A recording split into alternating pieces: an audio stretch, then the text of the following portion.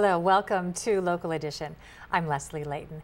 Years ago, voters passed Prop 25. It requires a simple majority of the legislators' vote to pass a state budget. Well, our next guest would like to bring back the old 2/3 majority. He's Assemblyman Allan Mansoor. Thank you very much for being here. Thank you, Leslie. Why would you like to bring back the 2/3 majority needed to pass a state budget? Well, that's part of it, and part of what Prop 25 did was make sure that that the legislators don't get paid if we don't pass a balanced budget on time, and that's a good thing, rightfully so. But we saw the abuses of it. A bad budget was passed last year, and our pay was withheld, and rightfully so. But then the Democrats sued to make sure that we did get paid. So you can see abuses taking place. So yes, I do want to restore the 2/3, and I want to make it stronger so that we truly don't get paid if we don't pass a balanced budget on time. But what you're seeing now is additional abuses of Prop 25 that go against the will of the voters. So what happens is the legislature passed Assembly Bill 1499, which moved Governor Brown's tax initiative to the top of the ballot, and the way they manipulated the process is they attached a dollar amount to the bill and said now it's a budget trailer bill, which puts it into effect immediately instead of going through the normal legislative process to take effect after November like other bills. Okay, so what you're saying is voters might have thought that a simple majority, that's good because it speeds it up. The legislature may have been a week or two late here or there, got into the whole pay thing, but basically they passed it faster.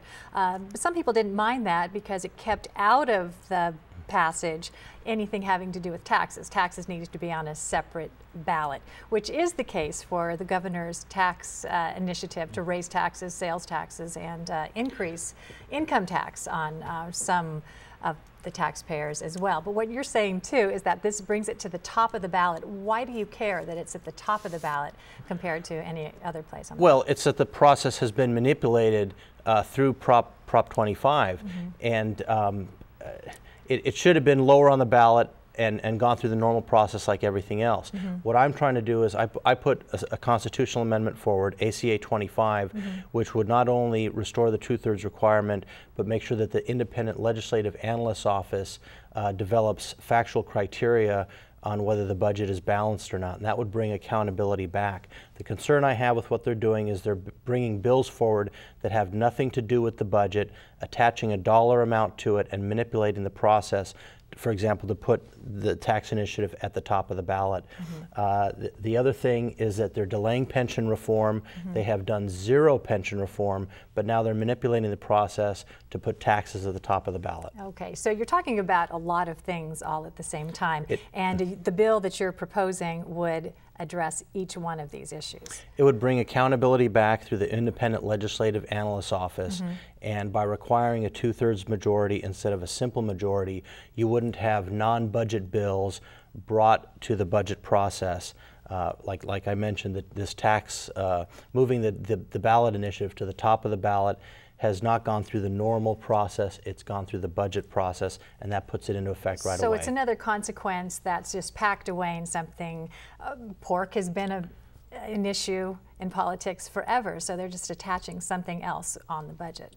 Would it be different if the Republicans were the majority to you instead of the Democrats right now? Well, I still don't think the process should be manipulated.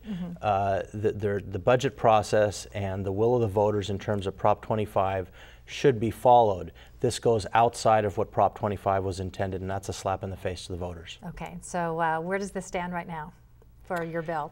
Well, it's in, I believe it's in the Rules Committee, and so it hopefully will be assigned to another committee and get out. Okay, thank you very much. Thank you. Always nice to have you here, Allan Mansoor. And thank you for joining us.